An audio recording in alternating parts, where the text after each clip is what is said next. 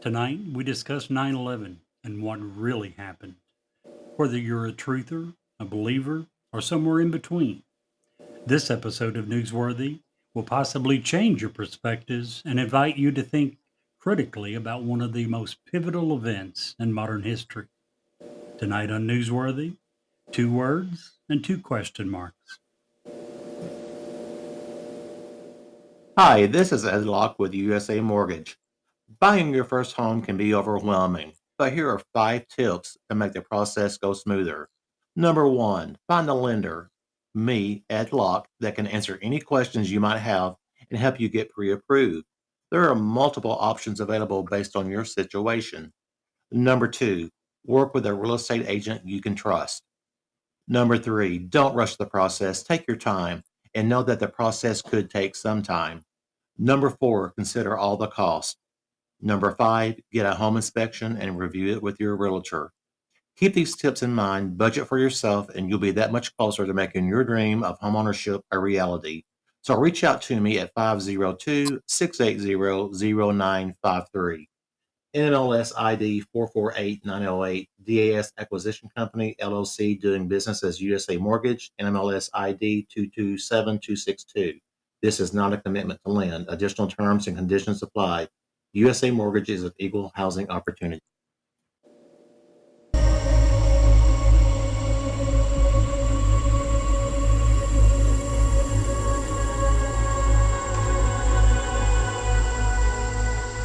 He's alive! Have you checked the children? Get out!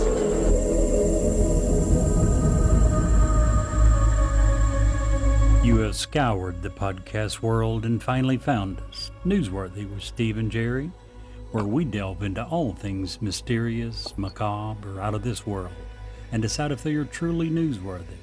Two words and two question marks.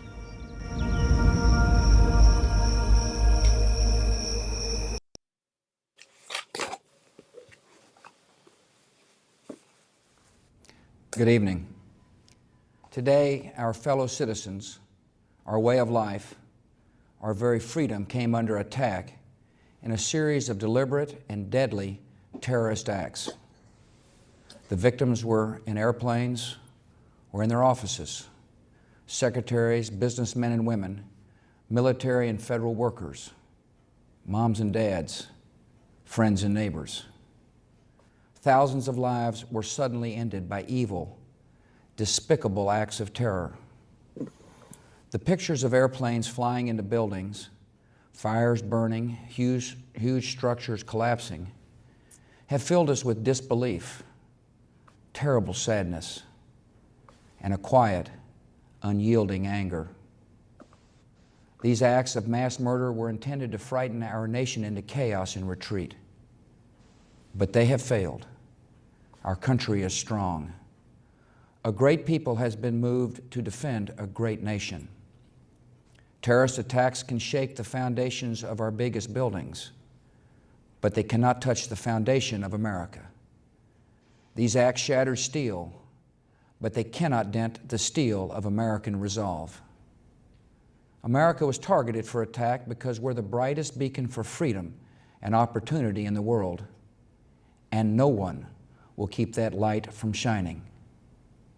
Today, our nation saw evil, the very worst of human nature, and we responded with the best of America, with the daring of our rescue workers, with the caring for strangers and neighbors who came to give blood and help in any way they could. Immediately following the first attack, I implemented our government's emergency response plans. Our military is powerful, and it's prepared. Our emergency teams are working in New York City and Washington, D.C. to help with local rescue efforts. Our first priority is to get help to those who have been injured and to take every precaution to protect our citizens at home and around the world from further attacks. The functions of our government continue without interruption. Federal agencies in Washington, which had to be evacuated today, are reopening for essential personnel tonight and will be open for business tomorrow. Our financial institutions remain strong, and the American economy will be open for business as well. The search is underway for those who are behind these evil acts. I've directed the full resources of our intelligence and law enforcement communities to find those responsible and to bring them to justice.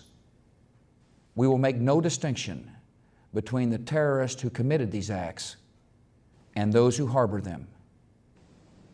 I appreciate so very much the members of Congress who have joined me in strongly condemning these attacks.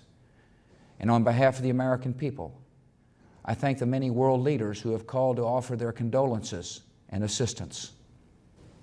America and our friends and allies join with all those who want peace and security in the world, and we stand together to win the war against terrorism. Tonight I ask for your prayers for all those who grieve, for the children whose worlds have been shattered, for all whose sense of safety and security has been threatened.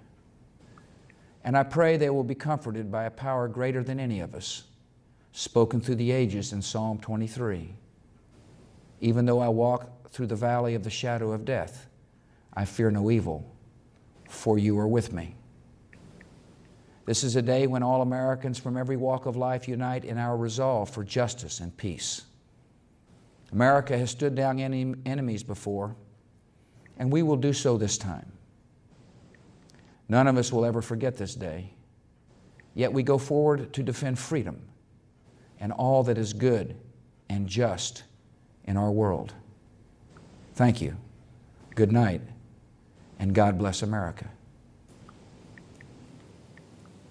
Well, welcome in, guys. Jerry, Hello, Clay, hello. David. Hi, Jerry, Steve. Steve. Thanks for having me back.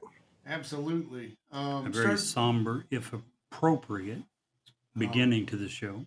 Yeah, I have goosebumps.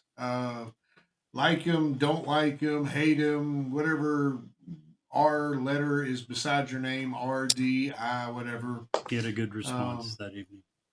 Just brilliant speech writers, good delivery, and if we had, and I'll just say it, if Donald Trump was president making that speech, it doesn't carry the same weight or even Joe Biden, because frankly, those people didn't connect with the people like a very homely George W. Bush did. He did. And he did, I think, much better than most people in that day and time thought he would. Oh, absolutely. He wasn't Ronald Reagan. No. Ronald Reagan was an absolute fantastic. So was Barack Obama. As far as They were. They were very good with the public. They were very good in front of the camera. Reagan, obviously, being an actor, everyone pretty much anticipated that. Bush, not so much. But with this speech, he did an excellent job. And I almost put the other speech that he made from the rubble pile of 9/11. If you haven't discerned what we're discussing tonight, we're going to try to talk about some of the conspiracies around 9/11, and in no way, shape, form, or fashion do we do this to belittle, demean in any way the victims. Yeah. Of We're not going to horrible accident. We're not going to be an Alex Jones. We might demean and embarrass some of the truthers, but yeah, no ill will And towards maybe any of the even victims. Some government officials who, let's face it, not all of them were 100% honest with their responses. Right. So government wasn't perfect. Not that they ever are, but if ever there was a time for governmental transparency, this was the time. yes. And there's so much to get to. I almost just want to get to it, but Well, let me ask you guys this, just to kind of kick things off. sure. Why do you think, both of you guys, why do you think people have doubt about the official narrative? I mean, what do you think the root cause is? Do you remember when I said the government wasn't 100% honest and transparent? Yes. I Yes. think people had doubts because the government is never 100% honest and transparent. I was So I going to don't think bring it was up the this same event. thing. I don't even think it was this event. I think it was the accumulation of lies they've told about anything and everything. Steve and I was talking about this earlier. Sometimes they do it, I think, many times they do it probably in what they believe is their best interest. They don't want us to panic. They want to keep everyone calm. There are going to be a multitude of reasons, but as one of you guys said, if there was ever a time when they needed to be 100% honest, this was it. Well, Yeah. 50 years ago or 60 years ago when Eisenhower was president and all we had is newspapers, that narrative was really easy to control. And today, where information of any variety is a couple of keystrokes away, you just simply can't do that. Period. And even back then, as you said, it was probably pretty easy to control for a Yeah. very limited time period. Real quickly, you run into the human problem. The human problem is you can't get 2 or 3 family members to agree on the same thing 100% for a long period of time. Yeah. Show me one Thanksgiving where there's never a disagreement, an argument about something with family members. I got to tell you real quick. You bring it up, Thanksgiving. I had an aunt pass away. Loved her. We called her Aunt Slow, as my aunt Sissy enjoys. For years and years and years, I made cushaw for the family. For those of you who don't know what cushaw is, it's the big striped gourd that's usually sold with pumpkins. You can actually eat that. It's boiled and you add and you make allspice. it very good. And I do make it very good. I make it according to my old grandma's recipe. Never, ever failed. Every time I made it, needs more cinnamon, Stephen. So as we are, walking past the casket and stuff, my cousin, my aunt's daughter looks at me and she goes, "You should have brought some cinnamon and sent with her. That way she'd have plenty." Nice. I don't know why that struck in my head when you said that about family, but it was the truth. Gotta love it when some people can find humor even in the worst times. And that's what we should all be trying to do. It's easy to at a funeral to cry, to be sad about our loss. But it's far better when people can remember the good times and laugh. Yeah. And hopefully the whose ever funeral it is, hopefully there were many good times and many things for us to remember fondly. I think one of the best things that has ever come about is a lot of funeral homes do a celebration of life now. Absolutely. I think those are awesome. So do I. So I've got this thing going on and I don't understand. Maybe Clay, maybe you can help me with this. What you got? Every day I get out, I leave my front porch, I'm going to work, and this bicycle comes out of nowhere and runs me over. That's no good. That's terrible. It is terrible. It's become a vicious cycle.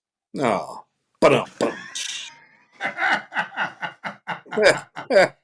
In the words of this, I started to say really intelligent guy, but I don't know I could go that far.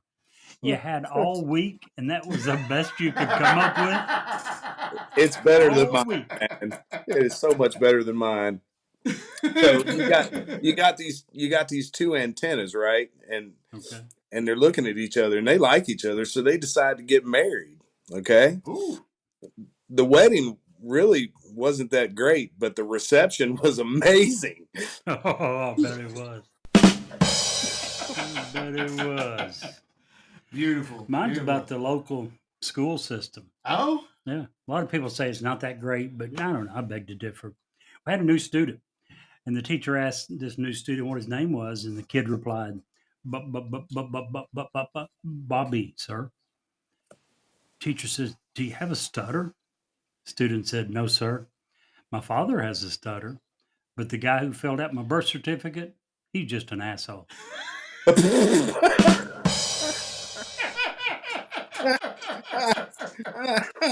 Okay, that was good. Damn, I ain't giving him credit, but that was good. That was excellent. Excellent. Woo! Man, had to get that out of the way. Just because this topic, man, It is. I struggle with. It's this. heavy. It is heavy. I know you played the Bush tape, his speech to the nation. If I could, let me take a minute just to go through some stats, some numbers of what happened that day. For commercial, I'll refill my wine. There you go. Drink some more. On 9/11/2001, 4 commercial airplanes were hijacked on the morning by a total of 19 terrorists. All 4 of these were on the East Coast. They were all scheduled to fly to California. The reason that's important, it meant that all four were loaded with enough fuel for a transcontinental flight. Um, all four of these were used in a terrorist activity. Yes. I just want to point out, just for folks who don't know, if a jet of any size is flying a very short distance, a hop, if you will, Right. from say Atlanta to Chicago, it has enough fuel to get from Atlanta to Chicago with an hour delay. That's it. They don't fill up. You know, a lot of people in the traveling public believe that they They fill just up fill 'em every up. fuel every time, and that's just not the case. Be a huge waste. It would be a huge waste. It would actually cost them more Yes. fuel because that's more weight that the jet has to take up. So that's why that's important. I just want to bring that Absolutely. up. Sorry. All four of these were hijacked in a terrorist activity. Two of those were flown into the World Trade Centers, one into Tower number one, one into Tower number two. The third was flown into the Pentagon. And the fourth, flight number 93, is believed to have been a target of either the White House or the United States Capitol. Differing evidence supports both of those theories. Um, the first three, as we mentioned, were successful from the terrorist point of view. They were flown into the World Trade Center and into the Pentagon. The fourth was unsuccessful. The flight had been delayed for 25 minutes due to congestion at the airport, and by the time it got into the air, passengers and crew had learned of the other attacks via airphone conversations. They were still, the terrorists still took over the plane. The passengers and staff were forced to the rear of the plane. They got together, talked about what had happened, decided that they were not going to be, the same thing was not going to happen to their flight. And they attempted to regain control of the airplane, knowing that they would probably not be successful, but were determined to not be used to fly into another public building. And they were successful, and that one landed in a field in Pennsylvania. When it was all said and done, a total of 2,996 innocent Americans died that day, or 2,996 innocent minus the 19 terrorists on board. They were part of that number. 2,996 people died that day.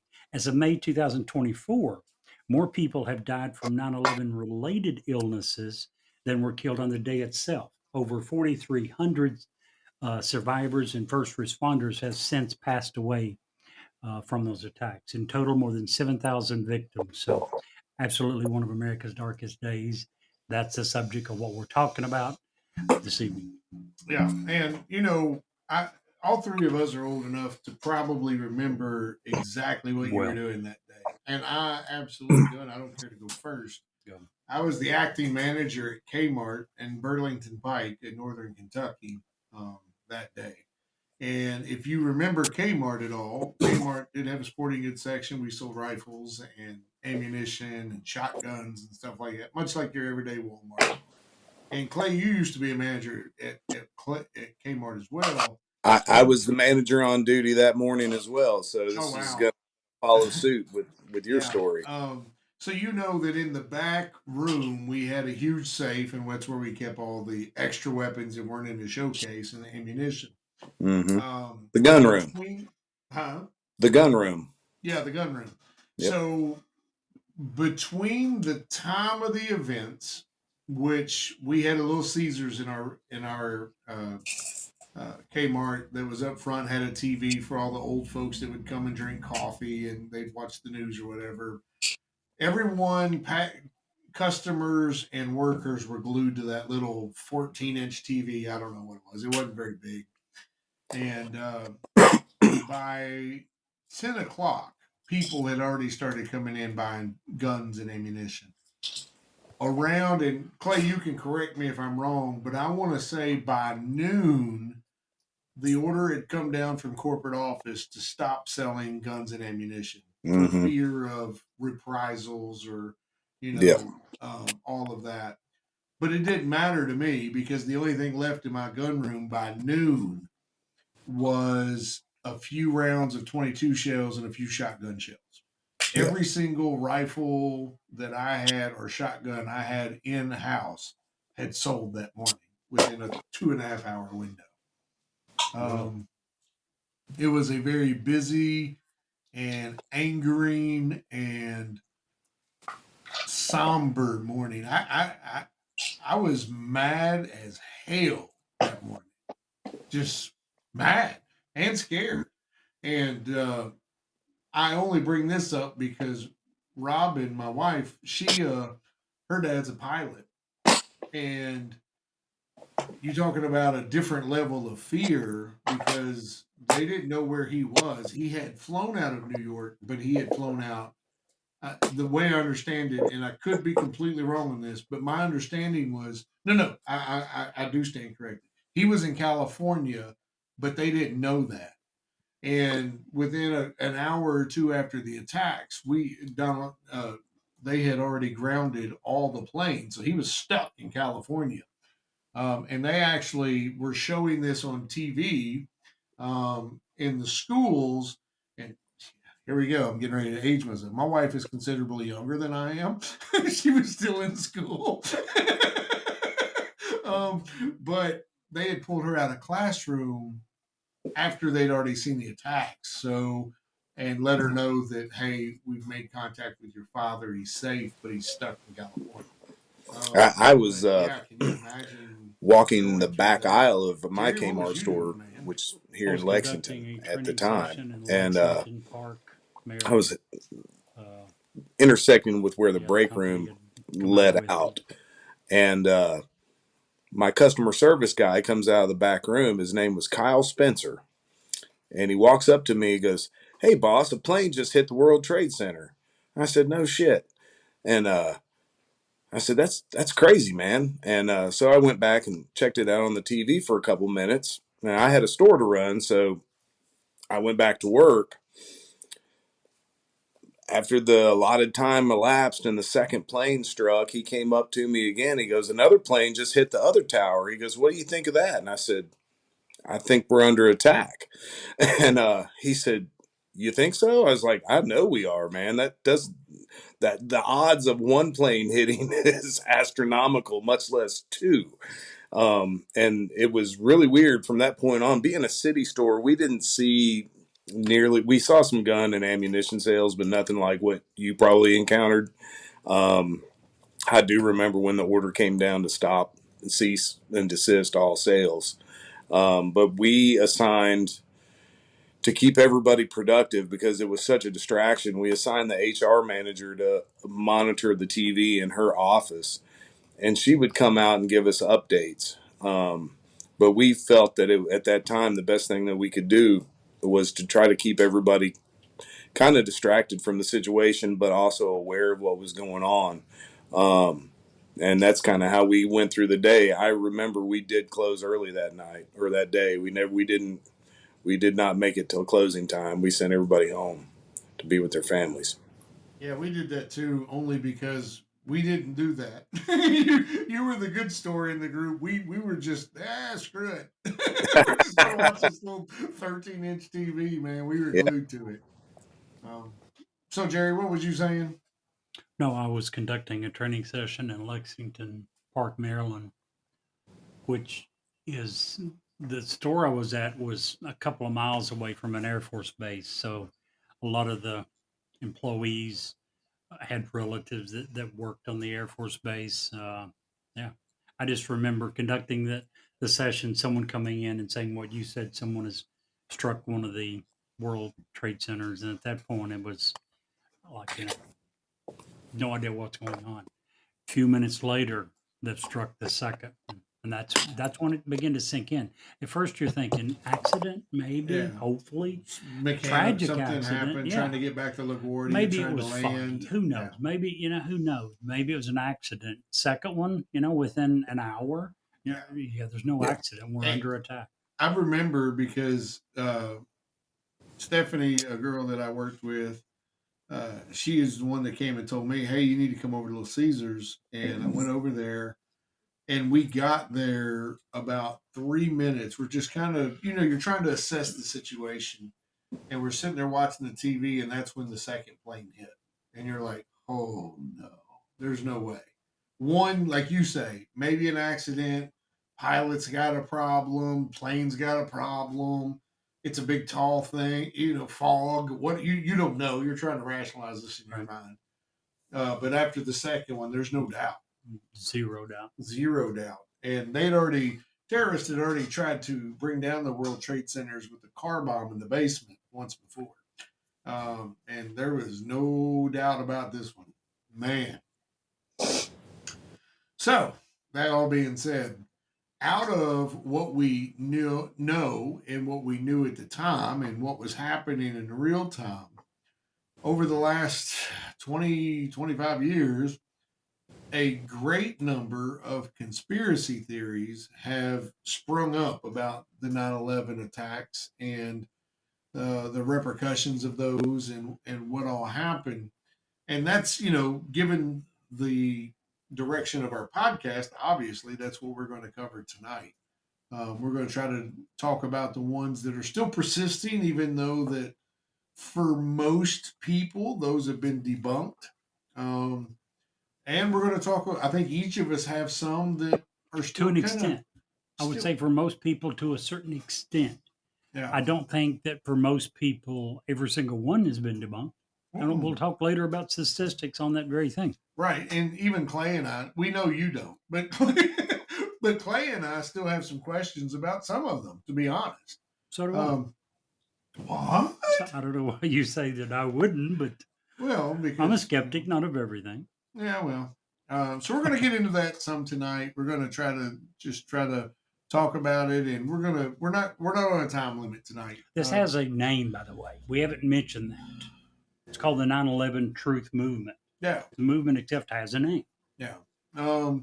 And that in and of itself is kind of misleading because some of the truth, and I'm using air quotes, isn't. It's more opinion than truth. Well, when you say that it's misleading, maybe, but the idea behind it, from what I've heard, is let us attempt to find the truth. right. It's not saying we know the truth. Fair It's enough. saying let's do some investigation and try to find the truth. So I don't blame them for what they named it. And as far as I know, no group is claiming to 100% have figured out the truth. But I agree with the intent. The intent was this was an extremely tragic, horrific event, and we need to find out as much about what happened as possible. So the 9/11 Truth Movement. And one of the things that I discovered, much like all the things that we delve into on this podcast, there's been a lot of misinformation put out there, and some of it by zealots who think that they want the truth so badly that maybe they're trying to generate it, and some of the videos I've seen have been so blatantly dummied up and doctored and lead one to believe that someone's version of the truth is the truth because here's this video that demonstrates what I'm saying. But you go back and look at the original videos and they don't look anything like what these guys are putting out. And I don't know if these are bad actors or if they're just zealots that want their truth to be so true. But this topic is very difficult to go down the wormhole and try to actually find the truth now because there's so many people that have muddied the waters. One of those, and I think probably in the lead, is Alex Jones. When you said some of them might be bad actors, he absolutely 100% is. He made a living. He made a very good living at it until the courts found him liable in the case of the Sandy Hook school shootings, for which he claimed for years was a hoax, that it never happened, that no kids had been killed, that the government had made it all up, that it was all actors. And he claimed that for years until families begged and pleaded with him to stop, and he refused. And they finally took him to court. And was it last year or the year before when they won $1.5 billion against him? Yeah, and he recently settled all of that by giving up controlling stakes in InfoWars, which is First of all, just he hasn't forever. settled any of that. He hasn't come close to beginning to pay off near what he owes and never will in his lifetime. That will Actually, continue last to go on. week the FBI raided him again, and he's Exactly. got a judgment against him where they're going to force him to sell Infowars so that he can pay that money towards his Right. judgment. So that just happened last week. That makes good sense to take away the guy's means of making money to pay back. They're not after it for the money. They've always said from day one, we don't want your money. We want you to shut up and quit lying about what happened to our kids. Yeah. And by the way, No, he I'm not was the saying the first people. one. I'm saying the government. Well, the It government, sounds like it's all they typical want, what the government does. all the government wants, the people, the parents, the plaintiffs are the ones pursuing it. But anyway, the reason I bring him up, he actually, you mentioned in the years since 9/11 that many different theories have come up. They started on day one with Alex Jones. The very day on 9/11, he was on his show saying that the government is lying about this. And actually, as you mentioned, it actually began a few months before that. A few months in June. This happened in 9/11. On June, he was claiming that the government would come up with some forced, faked incident. They would blame it on Osama bin Laden. So he, if you want to, however you want to say it, he, in a way, foretold this event a few months before it happened. Uh, Again, on the day of his show, he was with no evidence, no anything, no research, no investigation. He was immediately claiming that it was all fake, that it hadn't happened, that if parts of it had happened, that the government had been behind it. So, yeah, Alex Jones was the father of the 9/11 truth movement. He certainly was a bad actor. I kind of like Alex Jones. Not because of 9/11, just because I like his voice. It's weird. And he always Okay. speaks with such conviction. Whether he's right, wrong, or sounds like an idiot, he speaks with such conviction. Sorry. If I thought that, Clay's I looking at us wouldn't like say we're, that. we're nuts. Man, I'm leaving Alex Jones alone, man. I'm just gonna leave him alone. I He's think here's what he, I will say about Alex Jones. And we can do a whole show about him. But it's good to have someone railing against the government's overreach, even if he's a nut job. Even if they make up 99% of everything they say, it's a good thing. I Remember mean, what Clay said? It's hard to get to the truth when the waters have been so muddied. Alex, that's all he does. Yeah, Alex that's Jones muddies the waters on everything. There will be a kernel of truth in what he says, but you have to dig through so much crap to get isn't to that it. the case with most conspiracy theories? There's always a kernel or two Probably. of truth. Probably. I mean, that's how they start. But you're saying that you like him and think he's a good thing. I No, don't. I didn't. I say I like to listen to him. I didn't say I buy in. I just like You to said listen it's a to good stuff. thing that we have someone who's railing against the government. Well, yeah. If I had a bigger microphone, I'd rail against the government. But yeah, Hopefully, not to the extent he does. I freaking hate the Let's get back to government. 9/11. Yes, please do. So here's a few things, and Clay, you jump in whenever you want to, man. I don't want to take up your time at all. oh no, you go right ahead. I'll follow but your lead. Here's a few things, a few conspiracies that still persist today that we can pretty much knock out. There is a conspiracy theory that a European scientific journal concluded that 9/11 was a controlled demolition. This is based on the fact that the towers, given their construction method, had collapsed basically inside their own footprint. Most of the time, that's exactly how a controlled demolition works. That's, it's safest. It's the way it works. It's the way it does. And Another reason for that, not to interrupt you, remember one of Clay's points that contributed to the controlled demolition? There were many, many people at the I hadn't scene. got there yet. Okay, I'm coming. It's coming. good deal. But yeah, I hadn't forgot his point. It's coming.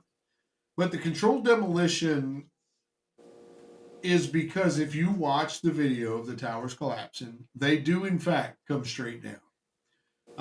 That was originally born off of the fact that people said that jet fuel can't melt the steel. Steel melts at a 2,500 degree temperature. Jet fuel's max temperature is 1,800 degrees. So therefore, it couldn't have worked. However, there has been many evidence proving that, yeah, it's not going to melt the steel, but it will weaken it to the point that collapse is imminent. And this has been done and shown in even in many actual computer mods. It's also been shown by a few blacksmiths who just got tired of hearing this, went out, heated the metal up to 1,800 degrees, and then showed them being able to negotiate it and move it around and form it how they wanted it to be formed. You add that times the weight of the steel, not the steel, but the concrete and the other building components, and it will start collapsing in on itself. The bottom weight is not meant to support the top weight. It's not how the design was.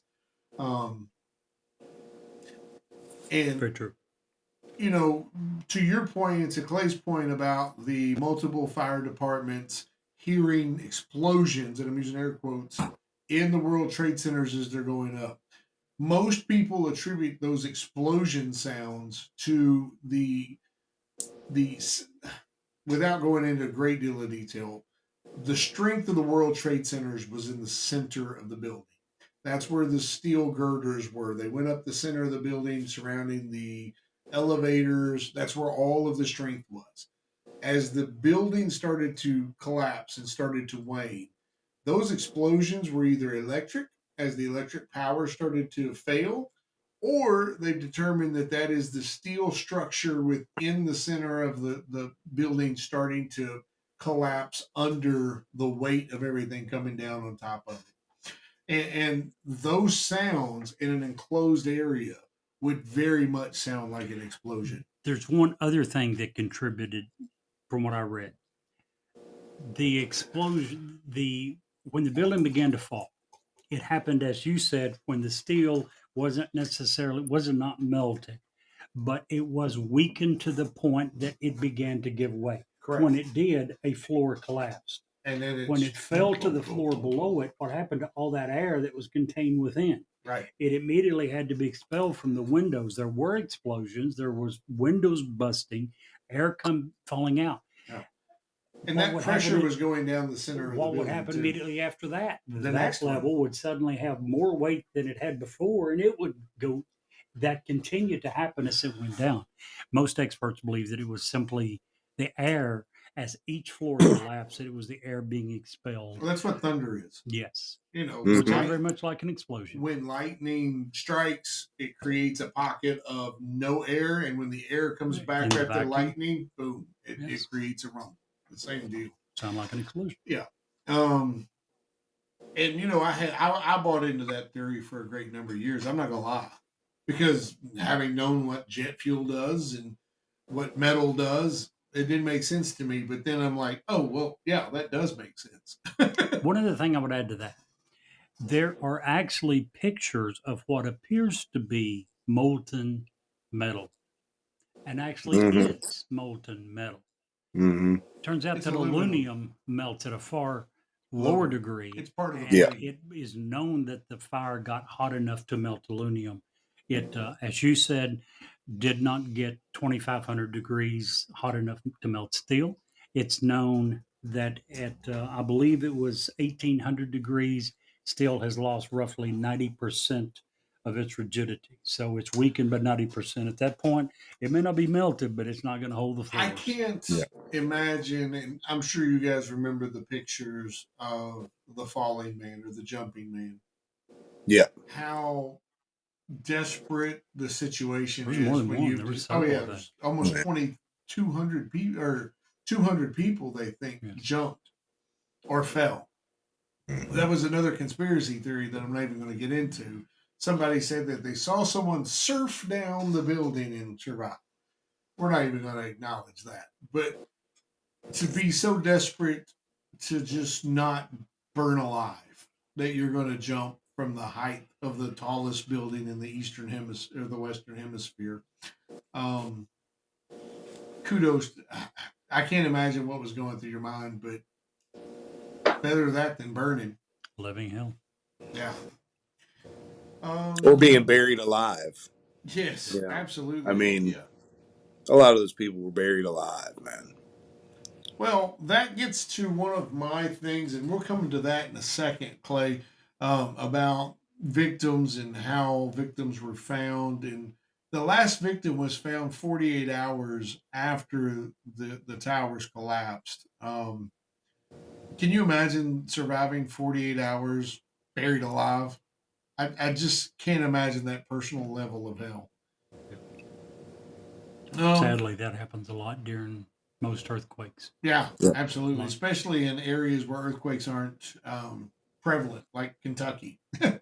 Our buildings are not required to meet any kind of earthquake standards, even though we have the New Madrid Fault not too far away.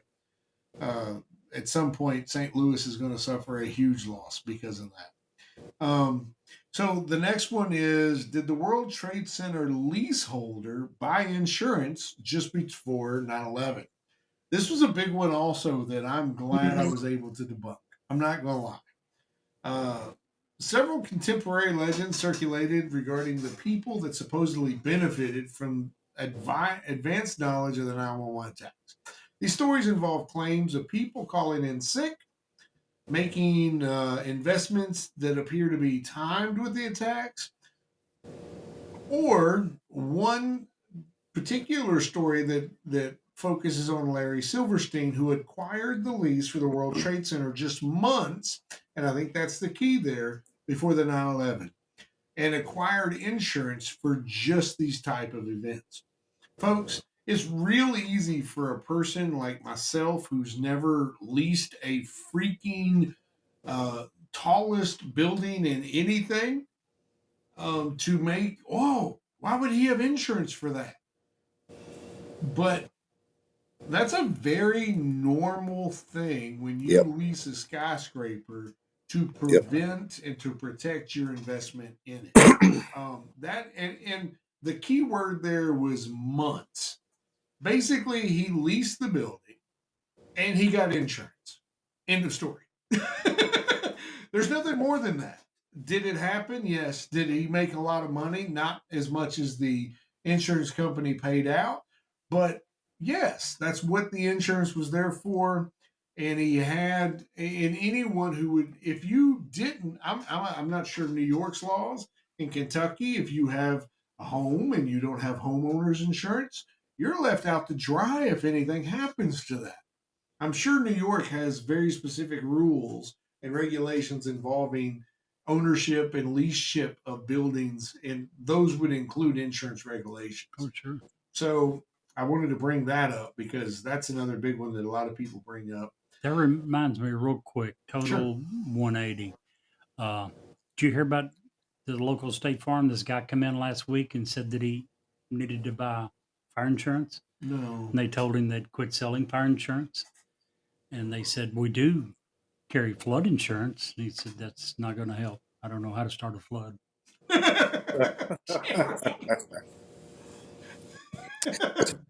Just say.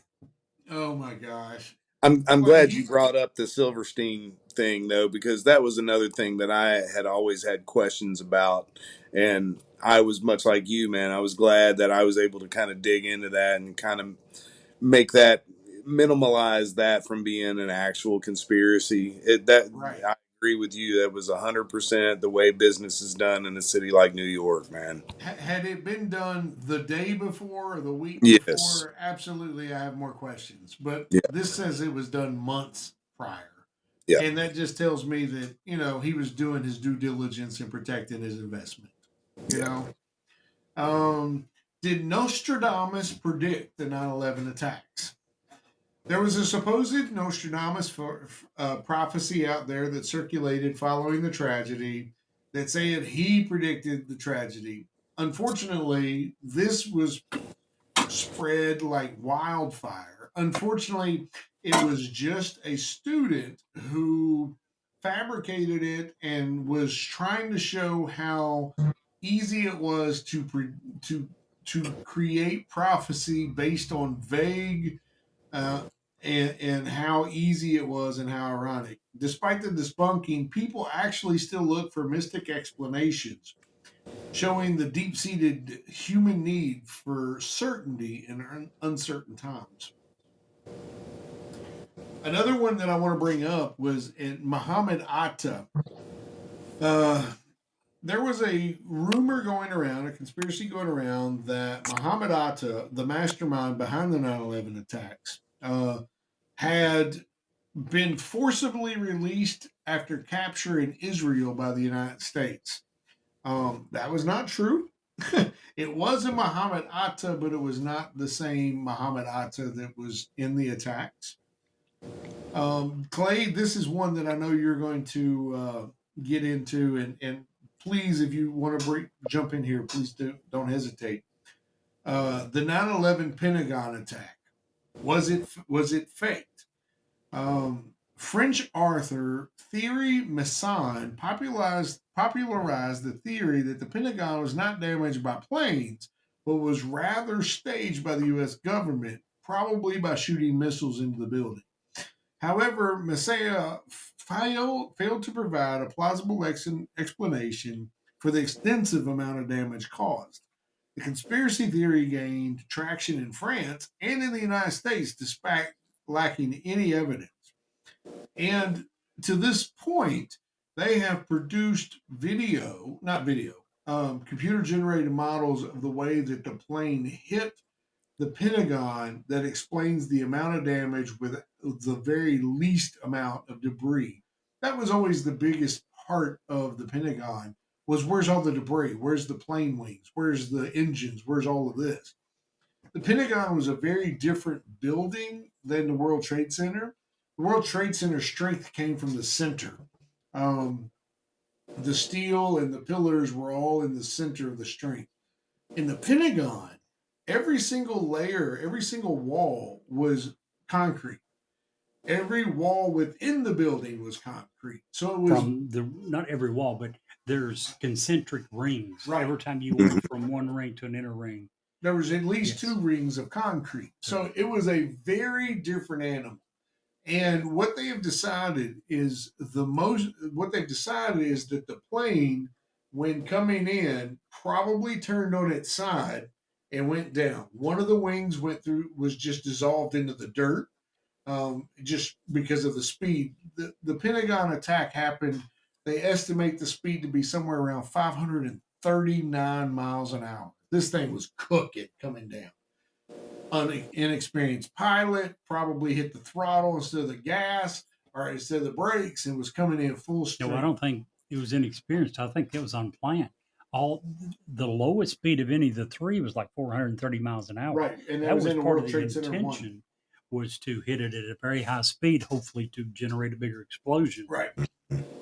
So they assumed the plane came in on its side. One of the wings dissolved into the ground. The other and the rest of the engines and all of it was basically chewed up in the concrete. Huge amounts of damage actually to the Pentagon. What else? To me, the thing that always got me, and I guess I need to go back and take a better look at the computer models and stuff, but that the hole was the penetration point was so low. It seemed to me that an inexperienced pilot would have to get really low to get a strike on that. Now, if it came in sideways at an angle, maybe.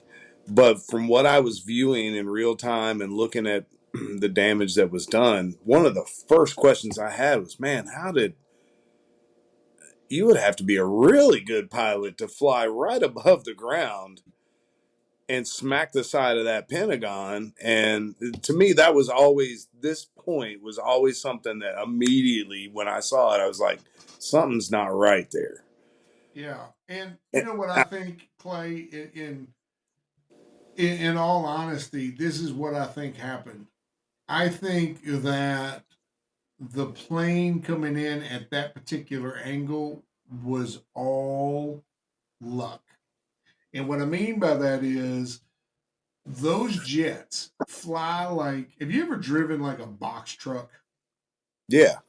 Okay, so you know the difference between a driving your normal daily car and driving a box truck, right? Mhm. It's very similar in planes. These and I'm using air quotes, these people who are trained to fly these and to fly them to our target were trained in Cessnas and single engine planes, which is the equivalent, which is what I fly, which is the equivalent of flying a Chevette compared to a box truck. Right. And especially at these speeds, a good running Cessna with a wind on its back can do at most 200 knots. Okay, at most, and that's cruising as fast as it can go. Very little fuel, wind at your back. This plane that hit was at 530 miles an hour, handling like a box truck. Yeah. I think what happened was he was intent to hit the Pentagon. Probably wanted to fly level into the Pentagon, but the plane, what happens, it's hard to describe, but as you come down to land a plane, there is a certain force that comes from the ground up. It's called, and because of your wings, you have lift. So Mhm. the plane doesn't want to go to the ground. You have to force it to the ground. Mhm. And he's fighting this by himself. He doesn't have a co-pilot. Co-pilot and the pilot have died. You know, that was one of the things that they did is they killed the pilot, killed the co-pilot, done. He's trying to fly this by himself. He has no idea how to turn, and maybe he does, but it doesn't land where there's not a landing strip. So he has no access to auto help in any way, shape, or form. So he is trying to force this plane down that feels like a box truck at a speed that it shouldn't be going this close to the ground. And in doing so, the plane lifted and went. We do this thing when we're landing, and we do it to offset some of the speed. It's called a flare. You just flare up on the front of the plane. It slows it down a little bit. It allows you to do a small, nice, easy touchdown. He didn't have access to that because he probably didn't even understand that when he was training on a Cessna. So Yeah. the flare, the ground pressure probably pushed against him. He pops up. He thinks he's going to miss, and he forces it back down, and that's where he got lucky. I really believe that. I can see that as someone who's flown planes myself. Never anything that big, obviously, but how the plane reacts when it's coming down, because planes are designed to fly. They're not designed to land. It's quite Yeah. the opposite with a helicopter. Helicopters are not designed to fly. They like staying on the ground. But planes, once they're up, they want to stay up. Yep. And I just can, yeah, I had those concerns myself. And then I got to thinking about it. Okay, what did I learn when I was learning flight school? Stephanie, if you're listening, I hope you're proud of me. Because I really feel that that's the way that happened. I think he just got scared, and I think he just chucked it to the ground, and that's where it ended up, to be honest. Another part of the problem was probably the fact that the government refused for, I don't know, maybe a couple of years to release video. Yeah. They apparently just never dreamt that someone would think that it wasn't a plane, that it wasn't connected. And actually, some of the conspiracy theories that I read was people saying that the United States military had fired missiles into the Pentagon. But anyway, the Pentagon eventually did release video. Their reasoning, I didn't think made a lot of sense. They claimed that, well, we don't want people to know what cameras we have and where they are. Dude, Come I can on, verify folks. that. If you're around the Pentagon, they're everywhere. There is cameras everywhere. Jerry, Yeah. I I can know. I've verify, heard your story. and I'm going to tell this story on the air because I want to. It makes sense as to why they did it. It was one of the times you come up to see me and you and the boys. Jerry was living in Ohio. I brought the boys I up was to living Washington. in Virginia. Or what did I say? Ohio? Yeah. I don't know why I said that. Jerry was living in Fredericksburg, Virginia. we came up to see him, and we went to do a tour of Washington. Me and the boys. I let single dad. We had very little money, so we got to each pick one thing that we were going to do. One of the kids wanted to see the Pentagon. We went there. We walked. You could walk around the outside of the Pentagon for a little while. Right. And I didn't know this, but apparently No taking photography pictures is allowed. Around the Pentagon is a big no-no. So I take a picture of the boys in front of the Pentagon, and out of effing nowhere, I mean, there was no one around us anywhere. This guy in full tactical gear with a freaking M16, M4, whatever, fully automatic said, "Sir, I'm going to need to confiscate your camera." And I'm like, what? And he's like, "I either take your camera or I take you. It's your choice." I'm like, "Okay, here you go." And he took my camera. Thankfully, and went away. it wasn't a nice camera. No, it was a little throwaway plastic camera. But otherwise, they'll take your film. But yeah, he took the whole camera, and me and the boys were like, and that was that. And that's true with many military bases. Yeah, the Pentagon, I had no idea. Dumb person. But that was their reason, supposedly, for not wanting to release video evidence of the plane incoming and striking the Pentagon. But looking back in hindsight, what are you giving away? The fact that you had a couple cameras in a certain area, there's cameras all over that doggone thing. Yeah. They would have probably gotten rid of at least some conspiracy theories if the government had released more of that evidence early on. I think that the government actually wants a few conspiracy theories. Maybe. Because it just confuses, it muddles. They seem to fight it very hard. So a couple more real quick on this particular. Real quick, just to touch on what Jerry was alluding to earlier and what we just hit on now, where we can go back and point a lot of this fervor, starting with the government being so secretive. To this day, even after we've had the 9/11 Commission and all the information that's come out, there's still thousands of documents related to 9/11 that are still classified that the public hasn't had any access to. And we're how many years out now? I mean, at this point, what damage could possibly be done by divulging the entirety of the classified documents? There's absolutely no reason for it. You say none that, and we still don't have any of the classified documents from the Kennedy assassination. And at this point, all those people are dead. Right. Anybody that could have been involved in JFK is dead now. So there's no harm that could come from anything other than it might be a little embarrassing to the people who did it, who are in those documents. And I think that's part of the reason the government doesn't release more. They don't want to embarrass shortcomings of different governmental departments, even if it was 40, 50, 60 years ago. So I think their automatic default is no, we're not going to do it, because even you're right. How in the world could it be confidential information, needed confidential information from the 60s? But I think part of it is just simply trying to protect different institutions from embarrassment. It's crazy. And, at some point, they're going to have to get over that, to be honest. I mean, maybe humans are just, we're too. Don't hold your breath, man. I'm going to do it right now. Government's been around for almost 250 years and hasn't happened yet.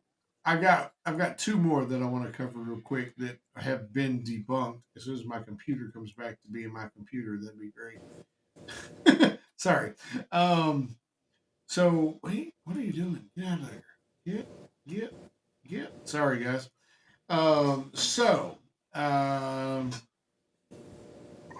This is one that I really, really am glad that turned out to be true. Steve Buscemi, who is an actor, a lot of people will know him from Fargo, The Boardwalk Empire, and one of my personal favorite movies, Con Air, was Pink, Reservoir Dogs. Yeah, Reservoir Dogs. Good call. was actually a firefighter. He started his career as a firefighter with engine company number 55 in Manhattan's Little Italy. He was a firefighter from 1980 to 1984, and he happened to be in New York during the time that these attacks happened. And he actually went back to his fire brigade, hopped on the truck, and went and helped in the aftermath of 9/11. So that's a true conspiracy theory. I don't know why Super that's even cool. considered a conspiracy theory, but I'm glad that he did. That dude is super cool. And then the other one that I want to cover, and these guys get credit for most big things that happen in the world these days, and I don't know how they do it. Even Freemasons? no, The Illuminati? no, Okay. even better. What? The Simpsons. The Simpsons. Much better. Everybody knows the Simpsons did it. Listen, the Simpsons have been able to predict hundreds of different things in their 25 plus years of consistent TV coverage. In fact, in the one that we're talking about now, there was a rumor that the Simpsons actually predicted a 9/11 attack on the World Trade Center. And it was based on a spring shot showing a magazine cover with the numbers 9 and 11 next to each other. The 11 was actually the Twin Towers. So it was $9 New York visits, and it showed the Twin Towers beside it on the to make it the 11. Well, there so you go. that was At least it's indisputable. It's indisputable. The Simpsons predicted it, and we didn't heed the Simpsons predictions. How could we ignore the Simpsons and Nostradamus? Well, Nostradamus was fake. I'm just saying. The Simpsons, not so much, huh? Yeah, well, I'm more apt to believe the Simpsons than I am Nostradamus. They've turned up on so many different topics, man, and happen to be pretty accurate, man. It's hard to not, at least give it a little Give 'em some something, credit. There you Yeah, a little something. Yeah. So back to the Pentagon attack real quick. The biggest question is, how can a 125-foot wide plane cause a 16-foot wide hole? It didn't. That was the biggest issue. And it really, you're right, Jerry. It didn't. About 75. Huh? It's about 75 feet wide. Right. And the reason for that is the amount and the quality of the concrete versus a very, very light aluminum. One other factor. Speed. What happened to one of the wings? It buried itself in the ground. So all 125 feet of the plane didn't impact the building itself to begin with. Agree. But yes, that was one of the big theories for a while. Here's the other thing. Flight 93, some people believe, and that's the one that crash landed, that was taken over by the terrorists and then taken over, or at least rebelled against by the people on the plane, was down by a jet fighter. This is one that brings me to one of my question points, but the actual thought and the actual plan of Flight 93, the people that took that plane back are, in my mind, a bunch of heroes. Absolutely. No telling how many lives they saved, be it the Capitol building, the White House, or anyone in suburban DC, wherever that plane would have landed. Kudos to those guys, absolute heroes. And we'll get to my 3 or 4 that we have questions about here in a second. I just wanted to bring those up. Well, you didn't dispute that one. Go ahead and finish saying why that. One of the theories was that a fighter jet had actually brought it down. The fighter jets, Yes, to be honest, absolutely. and according to the government, didn't get to it in time. Not near. And even if they did get to it in time, which brings me to one of mine as to what the WTF, the fighter jets that were scrambled to find these planes had no weaponry on board whatsoever. Whether that was done for speed or for because they weren't prepared, and I think Clay's going to talk a little bit about them being woefully unprepared for this type of attack, but it doesn't matter. There's no way physically possible that a fighter jet could have shot that plane down. The fighter jets that were scrambled had no weapon. First of all, why did that conspiracy theory occur? What do you mean? That Because fighter jet shot it there down. was very little debris on that debris field. There's actually one other big reason. There were several eyewitnesses that testified that there was another plane in the sky flying shortly afterwards. There was. Tell us who that was. That was a small private jet that the military and the air traffic controllers asked to do a flyby to see what they saw. And they did. And they saw a big hole. Responded to control, and that is all well documented. Yes, very much well documented. Yes. And all you have to do is get out of the headlines to see that, yes. To be honest. So that was that. But that opens the door basically on the entirety of how ill prepared the country was when this happened. Oh, absolutely. For us to send up fighter jets that were to be scrambled in case there was an attack on America, and they went up with no armament, in conjunction with the fact that all of our agencies at that time were in competition with one another instead of working with each other, and none of them could communicate. None of them were sharing information. They were withholding information so that they could get the drop on one agency over another agency, and it was this big just competition. That just barely skirts the surface of how ill prepared we were and how we basically got caught with our shorts down. I mean, absolutely, which is exactly what the attack was meant to do. We were exploited. And I will add one thing. We've talked several times about where did a lot of these conspiracy theories come from. I think right there is one of the biggest. Most people, after the fact, said, wait a minute, we're the United States of America. We've been preparing for this from Russia or some other country for many years.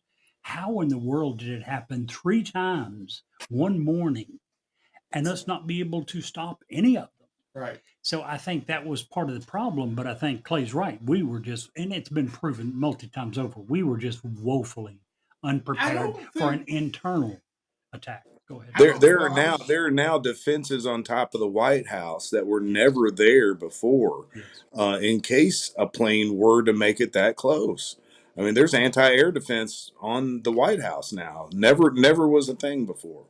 Yeah, there is. I don't see that ever being able to happen again. The one thing America does do is learn, but it opens us up for some other attack that we're not prepared for. One other thing that Clay mentioned, I don't want to steal his thunder. I don't know if he's going to go there, but at that point in time, we had agencies, all the agencies were working as separate entities. They didn't communicate. They didn't attempt to share information. We created an entire new agency. The Department for Homeland Security was established in 2003 for that sole purpose, just to take attempting to bring in the 22 different federal agencies together and say, wait a minute, we're all trying to protect the United States of America. Let's figure out how to help each other and not keep everything private. Yeah. So, whew, that's a lot. Before you go into your others, why don't we let Clay talk about the ones that he's got that he... Absolutely, Clay. Let us know, man. Well, I was the one thing that, you know, we've touched on a lot of the stuff I had questions on, but the biggest thing, and I'm really anxious to get your all's input on this too, and Jerry, especially yours, because I know you've probably got some things that maybe I haven't come across yet, but Building 7 was always an enigma to me. Oh, he said the word. Oh, you're fired, Clay. You said the word. That's the bad word. Admit it. You love enigma. Sorry. It was for so many reasons, and it opens itself wide open to all of these. This is the kind of stuff that truthers live for. This building, Building 7, was a separate building from the towers. It was basically Yeah, and it was an office building, much lower profile. It wasn't a high rise building, though it was several stories, and it was never struck by a plane. Now it did take some debris damage and such, but ended up collapsing in much the same form that the towers did. And to me, I was always just completely bamboozled, and I watched it live on TV as it came down. Uh, just I could not. I had the hardest time trying to come to terms with how this happened. Um, there were a lot of there was conjecture, and it was widely believed for a long time that because of some of the debris that hit the building, some fires were caused inside the building, and that those fires were the cause of the collapse. And that was never really embraced. A lot of people immediately dismissed that. Structural engineers came out and said that they didn't think that that was possible. And the one thing, I guess, when I was kind of doing some snooping around and research, I came across this really interesting report. It was a scientific study. It took place 18 years after 9/11 happened, and it was a research team from the University of Alaska's Department of Civil and Environmental Engineering, led by a Dr. Leon Hulsey, and then there were some Chinese engineers that got involved, I guess, from the Nanjing University of Science and Technology. And they did what was considered to be the first scientific investigation of the collapse of this building. This took place in 2019. So the principal conclusion of the study is that fire did not cause the collapse of World Trade Center 7, uh, contrary to the conclusions of the NIST and private engineering firms that studied the collapse. The secondary conclusion of the study is that the collapse of World Trade Center 7 was a global failure involving the near simultaneous failure of every column in the building. What, to me, the obvious question is, what could cause a global failure involving the near simultaneous failure of every column in the building? And they didn't come out and say what they thought it was, but it leaves me asking the question, what could have caused it? Well, there's a couple of things, Clay. In looking at the architecture of the building, and by all means, I'm not an architect, but the way that the columns and the support columns were built into World Trade Center 7, and I even have it on my list, uh, having because I dug deep into that because this building wasn't hit by a plane and yet it collapsed. This Right. building was, if you just look at it at the surface, and maybe you said this a second ago while I stepped out, it was a headquarters for the CIA. It was a headquarters for the DEA. So it had a lot of stuff, government people in there, not people, but places. But the way that the columns in this building were built, granted, these organizations may have been able to say, well, it didn't suffer any fire damage to make it fall. But this building was built on the same footprint as buildings 1 and 2, or north and south, however you want to say it, The main tower. the main towers. And those critical components were all affected from the same one. Now, I dug into that really deep and really hard because I, like you, Building 7 was the key for me. It was like, why in the absolute hell did Building 7 collapse? And not only why did it collapse, but why did it collapse identically to North and South Towers, straight down in its own footprint? The trusses used on the fifth and seventh floor, and this is where it all comes down to. The trusses that were built on the fifth to the seventh, so fifth, sixth, and seventh floor, were basically built to redistribute the weight of the entire building.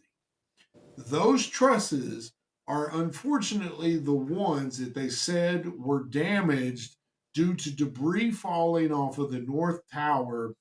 And those trusses, it was their only job was to redistribute the weight. Now, with the fires that had created inside the building that were uncontrolled. Firefighters didn't even try to fight them. They were too busy trying to save lives in North and South Tower because And they burned for 7 hours. And they worked for 7. Yeah, they burned for 7 hours. Firefighters were concerned with saving lives in North and South Towers. Building 7 was completely evacuated. They didn't even care about it. They let it go. And they made a decision based on the fact of the number of firefighters they had available, and they wanted to save as many lives in the collapses as possible. So as these fires on the 5th and 7th floor in World Trade Center 7 burned uncontrollably, it had the exact same effect on those trusses that the planes striking the towers had on the steel. Yes, it did not burn hot enough to melt the steel, but it did burn hot enough for long enough to compromise the integrity. To compromise the integrity of the building. And it was only on the 5th, 6th, and 7th floor that happened.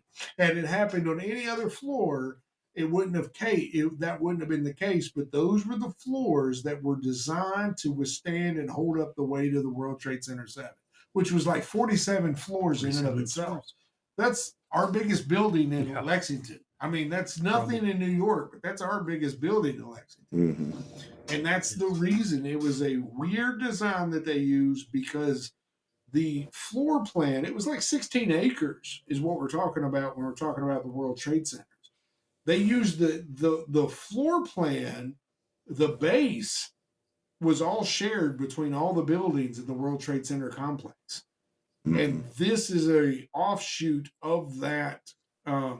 That design was an offshoot of the fact that they all shared the same base. I don't know if that helps you or not, or helps think about it. Definitely illuminates some things for me, because to me, World Trade Center 7 was the one thing that I have had the hardest time rationalizing out of the entire episode. And here's the thing.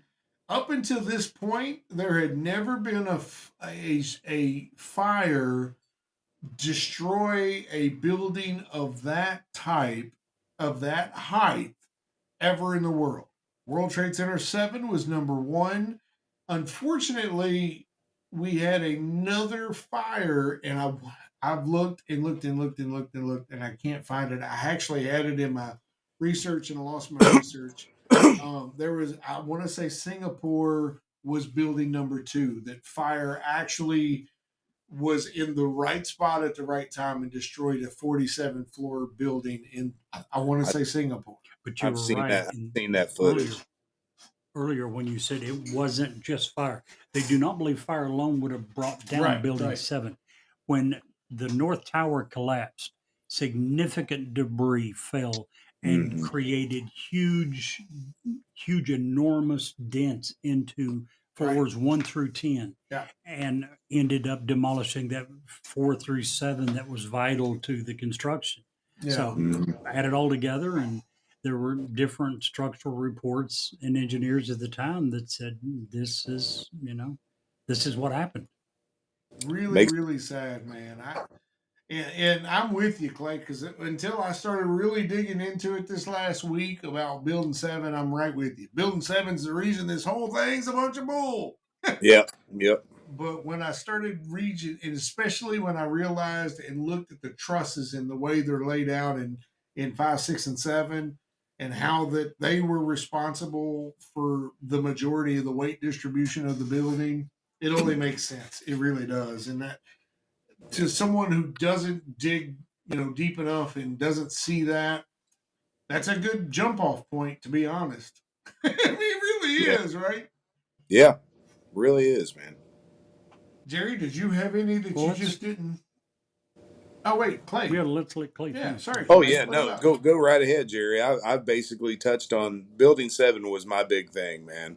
That was my big question mark, and I knew you guys would have a little more insight than what I was able to uncover. So I've got one that led to, I think, a lot of the conspiracy theories.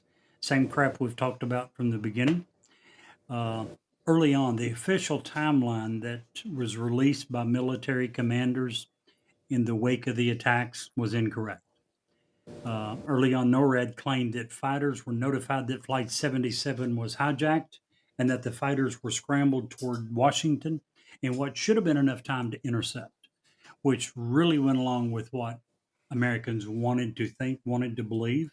We are capable of preventing this from happening, whether it's Russians or whoever. It turned out that none of that was correct. It was all BS, and it was all meant to make Americans feel better about the military. It was meant to hide the fact that we were woefully unprepared, and it attempted to totally hide the fact of what you said earlier. We were so unprepared that the few planes that we got into the sky, number one, were way too late, and number two, were unarmed. But once again, it's the very fact that the government, once again, wasn't honest.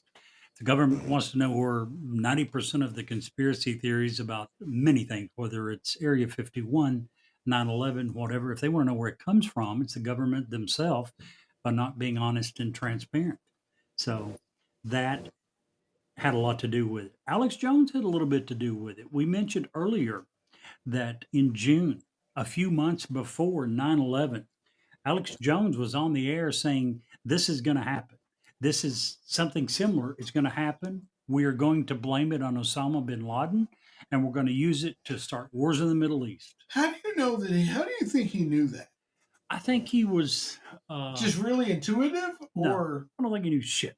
I think he was lucky. Number one, Alex Jones is trying to sell a product, and his product is not going to sell if it's saying that the government's doing a great job and our military is totally protecting us and we're all safe. That doesn't get him but airtime. the specific. I'm going to go out on a little bit crazier limb, and I have nothing to support this other than just my instincts. What's that? I wouldn't be surprised if Alex Jones was on a CIA payroll to put out disinformation. Yeah, I really wouldn't. I would. Huge. I'll get to that in a minute. Why? Well, I don't disagree with Clay. I think the CIA does a lot of shady shit. So do I. But they didn't do that. I don't know. I'm not sure, but I wouldn't be surprised if it came out. Here is my problem with that. And here's my problem with most conspiracy theories. It requires me to assume way too much. It requires me to give way too much credit to people I don't want to be giving credit to. A lot of the people who do believe in 9/11 say that their primary reason is they don't trust the government, right? Yeah. Sure. Neither do I. Not at all. But here's the deal. All those conspiracy believers, they believe that the government is capable of way more than what I do. Way more. Here's what I mean by that. When I think of the government, here's what I think of. You guys remember in the fall of 2022, election time, Republicans won back the United States House of Representatives, correct? Well, in January of 2023, when the election results were implemented, the people were put into power, the Republicans in January of 2023 took 4 days and 15 ballots before they could even decide upon who the House Speaker was going to be. But you're Let me talking. hold on. Let me finish, please. I'm not near there. You give me a second. You'll get it. All right. 9 months later, Matt Gaetz brought a motion to vacate, and they kicked Mike McCarthy out of office. 5 months later, Marjorie Taylor Greene files the same motion to vacate against Mike Johnson. And only because the Democrats said enough is enough, we have to have someone, we can't get anything done. Not one piece of legislation can even be considered, can't even be brought to the floor without a speaker. Only then was he allowed to keep his office. Now, this is what one party is capable of in a year and a half when they're in power. But if I'm to believe 9/11 Truth Movement, I'm supposed to believe that both parties in Congress, that the executive branch through multiple presidents of both parties, and the entire military and entire law enforcement were in on this and kept the secret to a person for 20 plus years. I don't think our government can go for a year and a half without one party, without attempting to kick the same guy out of office 2 or 3 times. And you expect that? I agree with you 1,000,000%. If, and here's the catch, here's the caveat, Sure. the people in Congress have actual any authority. We're not talking about those people. We're talking about the people in the CIA and the NEA and the military industrial complex who don't rely Every on those people. single one of those kept the same No. secret for 20 plus I'm not years. saying that. I'm just There saying wasn't one this, deathbed confession. the deep state is the reason that people don't trust our government.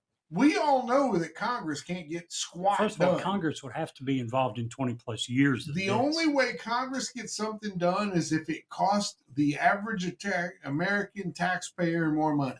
That's the only way that they get anything, or they're buying votes. There's no in between. They're either taxing us more or giving more money You away. haven't addressed the fact of how every law enforcement branch, and we know that there's many Republicans, many Democrats, many independents in every one of those branches, could keep the same secret I understand what you're saying. for 20 plus I understand what you're years. saying. I'm just saying that this is the reason You're that giving them people way more don't credit than believe I it. do. I don't know agree that. with you. I don't know that all the law enforcement agencies would have been read in on aspects of things, or I definitely know Congress wouldn't know whether to wind their butt or scratch their watch. But I do know Really, ever? I love it. Thank you, Clay. That makes me I happy. do know that the CIA has the capability of putting things in motion, and they have proven that they're willing to fund our enemies to get things done that they feel need to be done. So, not to say that they were complicit in anything, but because we know how the CIA operates, I can understand what Steven's saying as to where distrust comes. And now we start finding out more and more that the CIA isn't really accountable to anybody and has a lot more influence over how our government is operated than we really ever realized. I can see where Steven's coming from.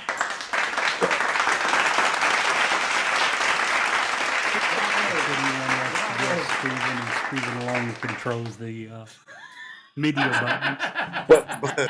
But to go along with Jerry too, it would be utterly impossible for everybody involved to keep that secret. And the fact that there haven't been any deathbed confessions, CIA guys are known for doing a lot of that kind of stuff, but other people in the political realm have certainly divulged stuff on their deathbed. Military guys have divulged stuff on their deathbed. They got caught selling weapons to try to come up with the money to fight wars, right? How Yeah. in the world could they commit one of the greatest atrocities ever committed against the American public, innocent public, and not one person breathe a word? That's, if you want to know why I don't believe in 9/11 conspiracy theories, that's it. Now, at the same time, Now, do I if they think pulled off JFK, they kept that secret pretty well too. So I don't yeah, know. well, we'll save that for another day, and we're going to have you back for that. But the point is this. So you agree that you think that the American government was complicit in 9/11? No, I was What are you agreeing with agreeing? I was agreeing with Clay about JFK. Oh, okay. Well, so do I. Absolutely. And I won't even go so far as to say that the government still hasn't, that they have released all the information about 9/11. I'm sure there's still many things they know that they haven't divulged. Here's one of the biggest things. There was a ton of chatter prior to 9/11, right? Mm-hmm. An absolute ton. This had come across the president's desk many times. Um, give you a couple of examples. Mohammed Shah Mossad, leader of the anti-Taliban Northern Alliance, warned in April 2001 that a large-scale terrorist attack on U.S. soil was imminent. On August 23rd, 2001, the Israeli Mossad, gave the CIA a list of 19 suspects living in the U.S. who were believed to be planning an attack. On May 1st, 2001, the CIA informed the White House that a group presently in the United States was in the process of planning a terrorist attack. On August the 6th, 1 month and 5 days, the president's daily briefing entitled Bin Laden and Determined to Strike in the U.S. warned that bin Laden was planning to exploit his operatives' access to the U.S. to mount a terrorist strike. With all of that information, why weren't we able to come a little bit closer to stopping the attack? I don't think the government has come anywhere near close to releasing all the information it has. Nope. I do not think they were complicit with. It was No, I agree. And you think about that, and how many different threats does the United States government get every day? A lot, I'm sure. You know what I'm saying? These are a lot pretty specific. Right. Bill Clinton had a chance to take Osama bin Laden out prior to 9/11, and he passed. did. He whiffed. And through, yeah. Sure did. Here's a couple of things that Clay, and I want to just bounce off of you guys. Here's a few of the ones that I found that I still have a hard time digesting. Now, let me start and preface before I start saying these by I want to say that I absolutely believe that the United States of America is the greatest country God's given man ever. I think we're run by a bunch of corrupt, callous individuals who care only about their own power and really no longer care about the benefit of the American people. 100% believe that. But I love my country. My son's a Marine. I've got family members that unfortunately have passed because of the events of 9/11, because they signed up and they kept signing up to go back and back to Afghanistan. So I don't take anything about 9/11 lighthearted.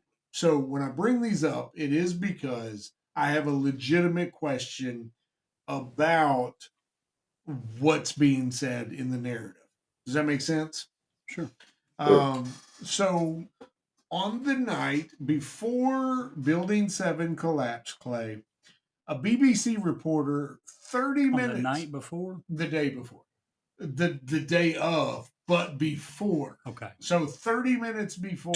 28 minutes. It was 28 minutes. 28 minutes before Building 7 collapsed. A BBC reporter announced that it had already collapsed. That possibly is a mistake. Maybe it's a What did the person typo. say? What did that correspondent say? That Building 7, World Trade Center 7. Afterwards, why did they say that they were announcing it beforehand? They got confused. No, they didn't get confused at all. They didn't say that at all. They said that they were given erroneous material. Yeah, they made an honest mistake, and the guy from the BBC that was working with the lady who made the report, he said there was so much information coming at them that it was an honest mistake, and that CNN had reported previous to their report that Building 7 was on fire. Yeah. Okay. So they were going with the latest in time, real time information that they had. When I read what the reporters said, because they've spoken to this on several occasions, I felt that they were very sincere and that they weren't really trying to BS anybody. They made a mistake. They reported something before it happened. I'm glad that's the case. One other thing that always concerned me. One other thing that we do know that they had access to was a report previously from. Keep in mind, BBC is British. They were in Britain. They weren't in the United Well, States. this reporter was in the United States. They had a camera on the World Trade Center. This reporter that made that was in Britain Oh, at the gotcha. time. That we did have several cameras. This reporter had previously read reports that said collapse is imminent. So it's easy, I think, to understand how Okay. that would Here's end up here's being another covered. one. We'll just go on past it. The passport for Mohammed Atta was found 2 blocks undamaged away from the World Trade Centers a couple of days after the attack, as the cleanup process unfortunately started. Why? I just, and we talked a little bit about air. We had to resolve to identify people based on tissue. But his passport in the plane that hit one of the towers was completely undamaged and found on top of the rubble. It's a little worse than that. It's bad. Four of the passengers' passports survived. Yeah. In Yeah. whole or in part. 2 recovered from the crash site of the United Airlines Flight 93 in Pennsylvania. There was a total of 4 that they recovered. Isn't that crazy? What are the odds? I don't have a friggin' clue. I would think slim to none. And Slim took a vacation, And Slim. Hey, what are they making those passports out of? right? I Kevlar? think I want a coat made out of the shit, whatever it is. Okay, here's the other one, and this really, I kind of debunked it myself as I was going through it, but it has to be said because it is a driving factor of what people think that the government did it for. The day before the World Trade Center attack, Donald Rumsfeld, the defense, what's his title? Minister? Not minister. He was Secretary of Defense. Secretary of Defense. Thank you, Clay. You're the man. You're welcome. Announced that $2.3 trillion had been unaccounted for by the United States government. Now, in all fairness, this report was based on an audit that happened in 2000, but this was the first time that it was being made a major announcement to the public the day before the World Trade Center attacks. $2.3 trillion in 2001. Today, we sneeze at that money because we add that to the freaking deficit every other month. But then was a really big deal. And the conspiracy theory is that was revealed and then 9/11 was done by the U.S. to cover it up. Well, just to take the mind off of it. Gotcha. Yeah. And the final one, and this is the one that I have the hardest time with. And it also speaks to the truth of how woefully unprepared our military actually was for any real action against our sovereign, our nation. When the attack, we realized that there was an actual attack. Donald Rumsfeld even said in an interview that when the planes were up, he was made aware that the planes, the fighter jets that had been put in the air, had no armament. They had to get them up. They had no time to arm them. And he said, and I've always kind of thought he was a sleazy dude. I never really liked Dick Cheney. But for this comment, it takes balls and leadership to make it. He specifically ordered that if we got to flight 93, not we, but we're talking about the fighter pilots, your only job is to bring that plane down, even if you have to ram it. And that was their orders because they did not have the missiles. They did not have any armament to bring the plane down, and they were nowhere near close. They were sent up so late they had zero chance. But if they did, they were to ram it because we didn't have any planes on standby that was armed and ready to go. If we've learned anything from 9/11, I do know now that we have military bases all over the country that are always at standby ready. Yeah.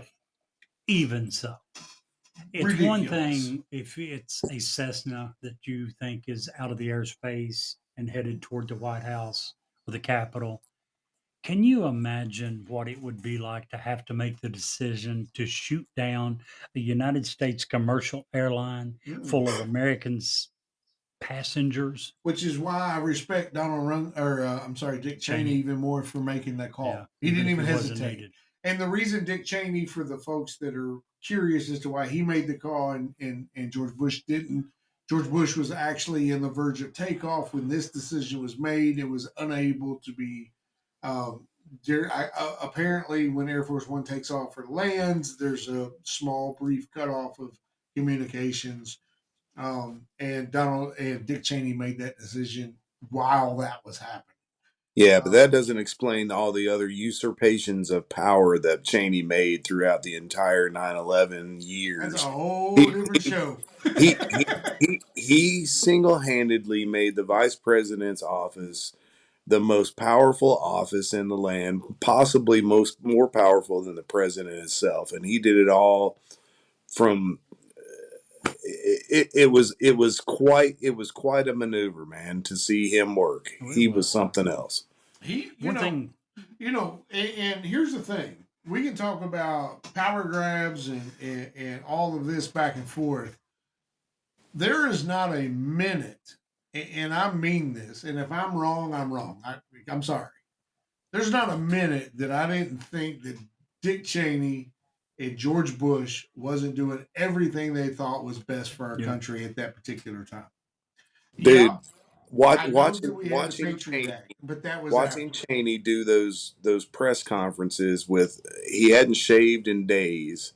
He's sitting there wearing his civilian clothing, and I remember sitting there watching. I was like, man, we've got the right people at the right time. Yeah, but absolutely. Then going back in retrospect, looking at what Cheney did, man, I second guess that. Hindsight's always 20/20, Clay. Yeah. There's always a good place for an armchair. An armchair quarterback will always be drafted first, right? Absolutely. So at the time, I 1,000,000% agree with you. We had the right people at the right time. George Bush gets a lot of heat.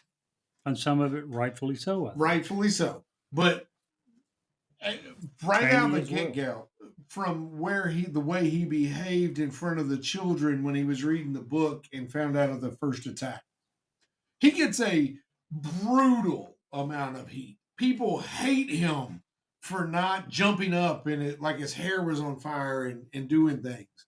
But what if you were one of those children? Mm-hmm. You know what I'm saying? I think he handled that superbly. As soon as he could, without alarming the children, without scaring the children, he got out and he started handling business. Dick Cheney, in the absence of the president, did exactly what the vice president is supposed to do.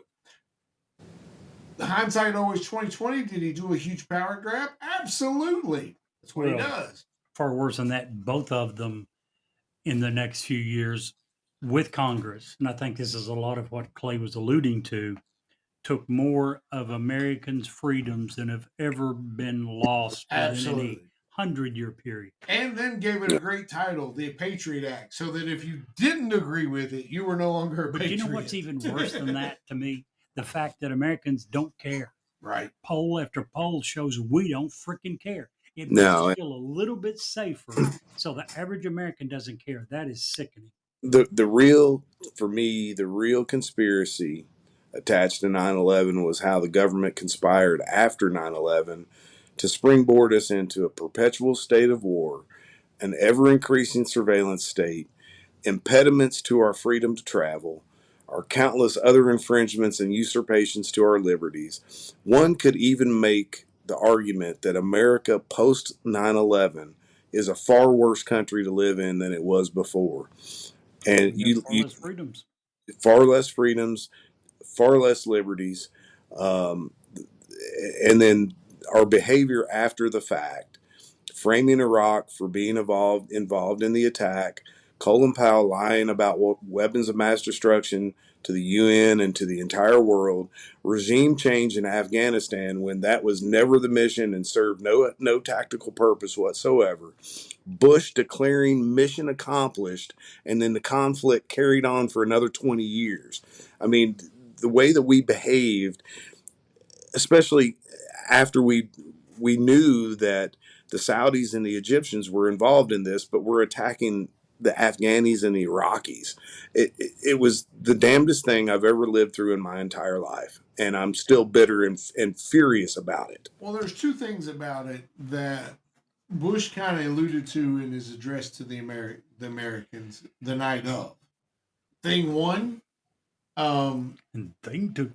well, thing one was we will not make a difference between those who carried out the act and those who harbored them. Hence, Afghanistan. But I agree with you, Clay. How we could give Saudi Arabia a pass for 19, or was it 17 of the 19 were Saudi Arabians? That where's the justification? Did we ever prove that coming? Saudi Arabia was in any way aware of what No, they they had said? no idea. Well, come on, we can't attack a freaking country that's been a pretty good ally. I'm not saying we're just going to attack because the there's country. 17 idiots in the country. How many idiots do we have in America? I mean, Here's it didn't stop us from rolling into Iraq, who had nothing to do with it whatsoever. right. You know? Weapons of mass destruction, Clay. Yeah, yellow cake. Here's a quote from, the more and more I talk about our government and conspiracy theories, the more I believe that our founders were some of the smartest people Absolutely. that have ever lived on the planet. Absolutely. Ben Franklin once said, and I believe this wholeheartedly, and it fits right here. They who can give up essential liberty to obtain a little temporary safety deserve neither liberty nor safety. Attributed to Ben Franklin. And if that doesn't ring true in what Clay Davis is saying right now, I don't know what does. Yep, it's true, and it's sadly it's more prevalent by the day, and especially after they use the same tactics during COVID. We're going to keep you safe, but you're just going to have to, we're gonna put a pause on your freedom to go worship this Sunday, but we're going to keep you safe. Ooh, and that sounds like a new episode, Clay. Yeah. Guys, I keep you busy for no. Once again, that reminded me of something you said a minute ago. Armchair quarterback's pretty easy, isn't it? Absolutely. Hindsight's 2020, isn't it? Absolutely. Yep. Now you tell me how you would before, with the knowledge you had then. How would you have attempted to combat COVID? No, I'm not even getting into that today. Anyone. Right. It's easy to sit and say Fauci should have done this. Oh, yeah. Or Trump should have done this, or Biden should have done this. You tell me what we should have done that would have been effective for a. I was saying a lot of it in real time when it was happening, so I don't know that it would be much different in hindsight. I was disagreeing with them pretty much daily by the hour. Same thing with Bashir. Oh, I love Clay. My point is, what would you have done? And I'm on record. I'm on record. You can go back and see. I was vehemently against the masking policy because it was science said it didn't work. I was vehemently against social distancing because there was no evidence of that whatsoever. I was vehemently against vaccines in children because they weren't in jeopardy and definitely didn't need vaccines. I mean, so tell me what you would have done. You've told me everything you think that didn't work and wouldn't have helped. Tell me what you would have done if you'd been in charge. Well, what I said originally was the virus is going to virus, and we're going to have to ride it out, and that's what happened. The virus. If we had done what some of the third world countries did that do that, proven fact, the death rate would have been approximately 3 times in the United States what it ended up being. Well, I don't know. I think you can show. I for a think you can different look at time. Sweden. I think you can look at Sweden and make an argument against that, and I think you can look at a lot of countries in Africa and make an argument against that. First of all, Okay. Sweden Hey, is hey, one of the hey. biggest in the country to mask and social distance. So you absolutely can't look at Sweden and say that. Oh, I Different don't know. show, I, I different don't. I time. don't think that's accurate. I guarantee it's accurate. Different show, Yeah, different time. You We'll guys I, calm down. add I that to the list. definitely. We'll put COVID on there. We're gonna put COVID on the show. We're gonna make that happen. I've got. So I've for got a. this I've got. I've particular got a episode, series of charts that we can look at where you can actually see uh, where you had some communities that were fervently locked down and others that weren't, and the curve is exactly the same. The measures that were taken to minimize the virus did not work. okay. So let's stop there. Let's not ruin another show. Let's Okay. let's bottle this. Start doing our research and Let's put make that on this our another New show. Year's show. Yeah.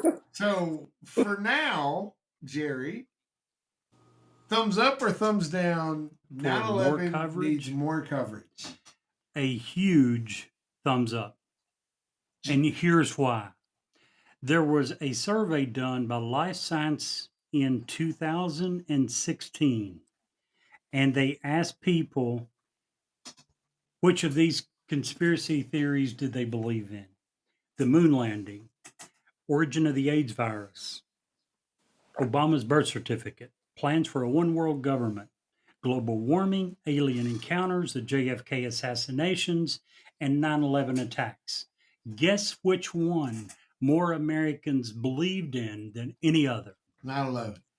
The 9/11 attacks. Now, they weren't saying conspiracy theories. They were saying that the government wasn't being 100% transparent and I factual. get that. So, considering that over half the people believes that the government has not been honest and transparent, we certainly need to have more discussions about it. Clay, what do you think? Thumbs up, thumbs down. More news Uh, coverage? Thumbs up for me, especially as we watch the aftermath continue to unfold 2 decades later. Yeah, absolutely. And I'm going to say also thumbs up. Because we're at a point now that people who would be going to war have no idea that this even happened. Or if they do know what happened, it's a footnote, much like Vietnam or World War II is to us. And these people, that the victims of 9/11, deserve that we keep them in our forethoughts, and we keep our military prepared for whatever comes our way. We have 6 Russian warships up the eastern seaboard right now that multiple cruise lines have actually seen and reported, and that's a little bit scary. So it's very important that we keep on top of what's going on in our world. So thumbs up on all of that.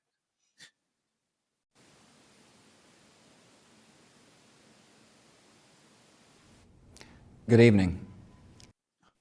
That was an interesting episode, but our journey isn't over yet. If you stay tuned, we have an exciting bonus story coming up after this commercial break. Hi, this is Ed Locke with USA Mortgage.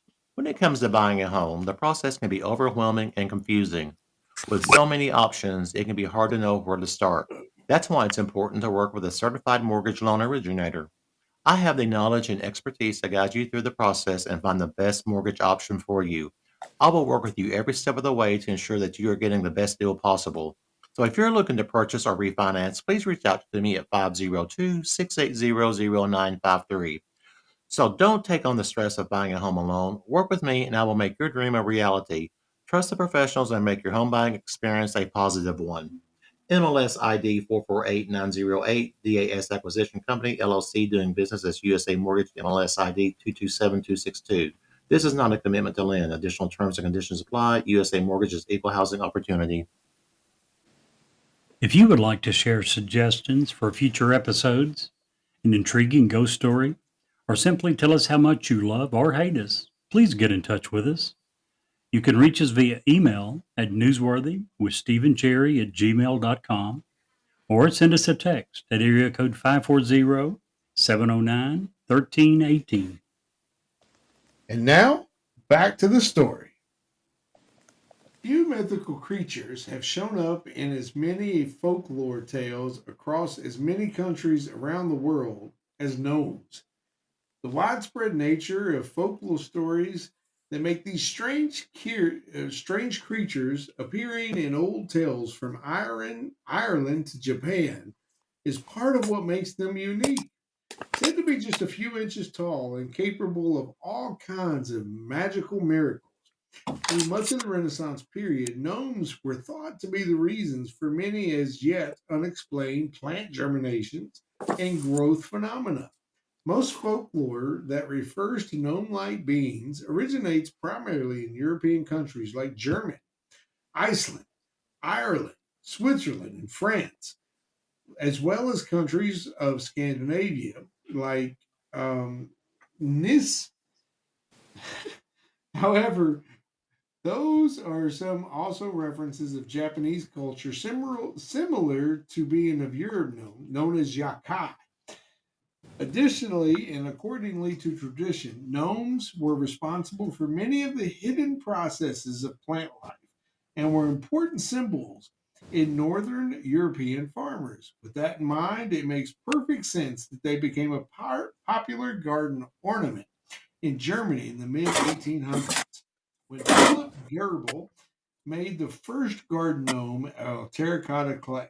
In addition to being the caretakers of plants, trees, and gardens and other flora, gnomes have been believed to be excellent craftspeople that were thought to be good at making tools, jewelry, boots, and even gems and blacksmiths.